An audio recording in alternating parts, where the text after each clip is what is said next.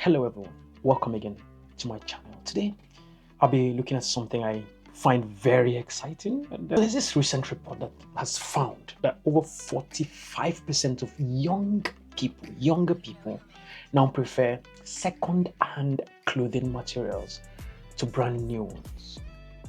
And I'm sure you're wondering, what's exciting about this thing that this guy is talking about? What's exciting about people preferring second-hand clothing to brand new ones?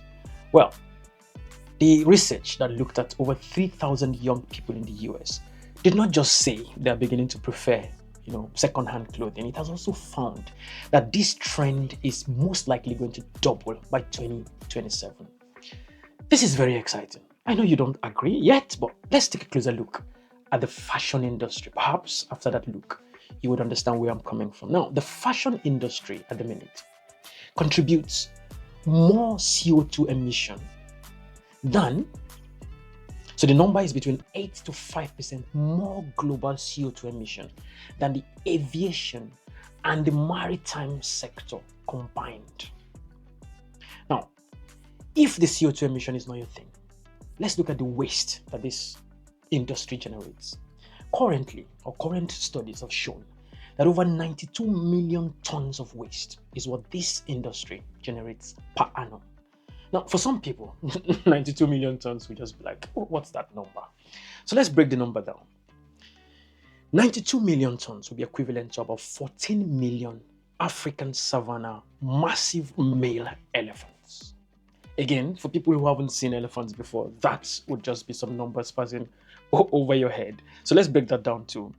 Now, an average elephant, the African savanna elephants, weigh approximately 6,800 kilograms. Now, an average human male, we're looking at about 83 or 82 kg. So, if you put this in perspective, you will need about 83 male humans that weigh about 82 kg, 83 of them gathered together to create or to form one of these elephants we're talking about. Now imagine 14 million of those elephants scattered around. That's how much waste this industry generates per year. Now I wish we could just stop at the waste and the CO2 emission. Let's take it a bit further. This industry that we're talking about guzzles so much water. Let me look for a stronger word to use than use. Guzzles so much water that it will amaze you. The number, if we were to put a number to this water we're talking about, is 79 trillion liters per annum. Again, let's put that in perspective. So one simple cotton t-shirt would need 2,700 liters of water to make. Who wears just t-shirts? So let's add a pair of trousers to that, shall we? A pair of trousers would need 10,000 liters of water. I know nobody just wears shirts, trousers and go out. So let's add a pair of socks to that, shall we? A pair of socks would need 600 approximately liters of water. Now, if we put all that together, we're looking at approximately 13,300 liters of water for you to just get dressed in that simple t-shirt, simple trouser, and a pair of socks. Let's not even talk about the shoe you're going to wear yet, because sometimes it's animal skin too, but let's forget about that. So that's how much. Again, I'm talking liters. That might not make much sense to some people. So let's analyze liters a bit more. So if we take that water, we can put that water into 44 average size bath tubs. So when you put on that t-shirt and that jeans and that pair of socks, imagine yourself wearing 44 bath tub filled with water.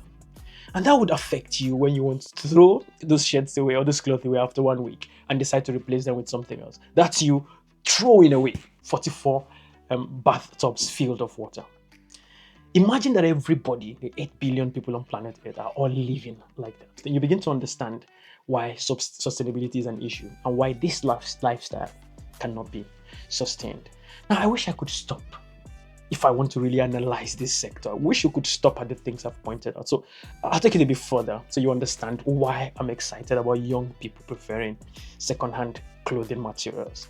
The next area to look at is the farmland required to farm the cotton that we use to make the so-called eco-friendly fabrics. It's about 2.5% of the global farmland.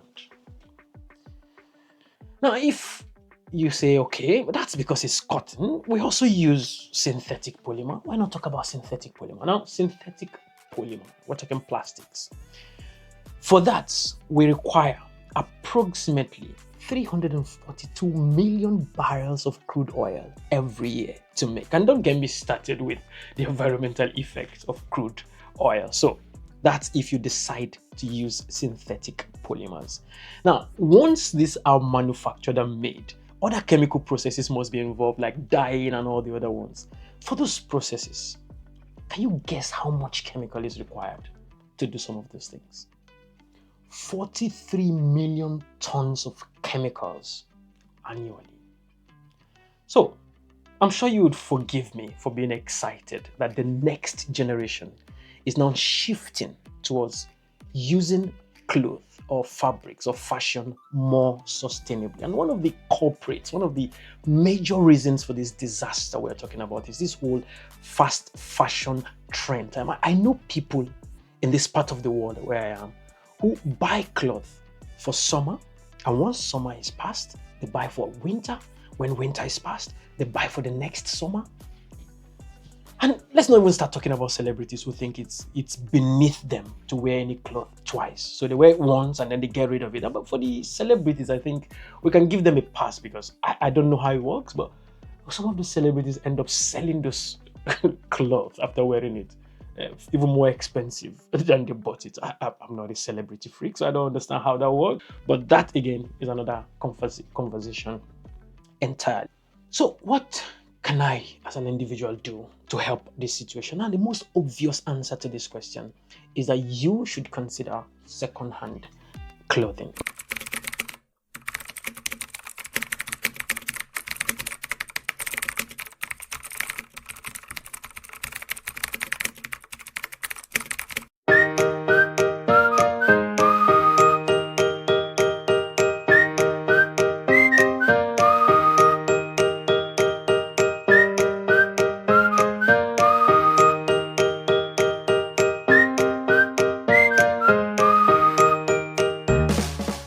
The next thing I'm about to say, I'm not going to say it to sound like someone who is perfect or who has gotten it all sorted. I just want to use myself as an example to show you that this is very possible. Now, this shirt you see me wearing, this shirt, I've had it now for over 6 years. Now, that might sound difficult to believe. Now, I'll share a photo with you so that you understand. Now, if you look at this photo, forgive me for covering the faces of those young people you see there. I don't want to get sued tomorrow, but that photo you're looking at, and you can see the date there, was taken over 5 years ago. So I had the shirt even before I took the photo. And I don't think it's that bad, aside the fact that I've added a bit more weight now. it's still fine.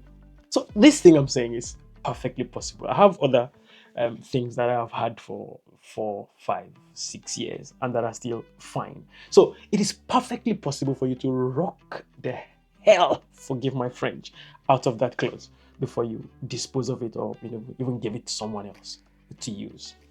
So that's something you can do, considering second-hand clothing materials and even using that cloth to the best of its capacity. This same study said, as a result of this shift to using second-hand, buying and wearing second-hand clothing, carbon emission was reduced by 25%.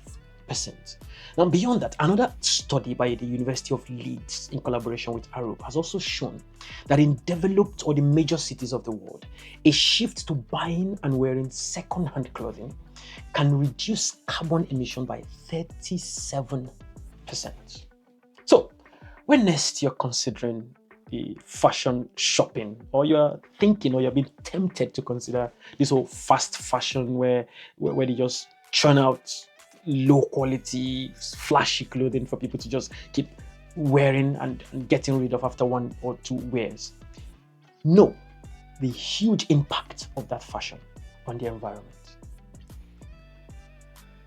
So I'll stop here and allow you to just digest the various and the numerous numbers that I've been churning out.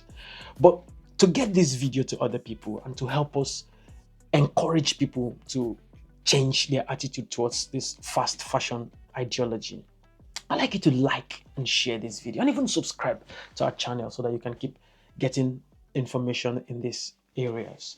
Thank you very much for watching. I'll see you in the next video.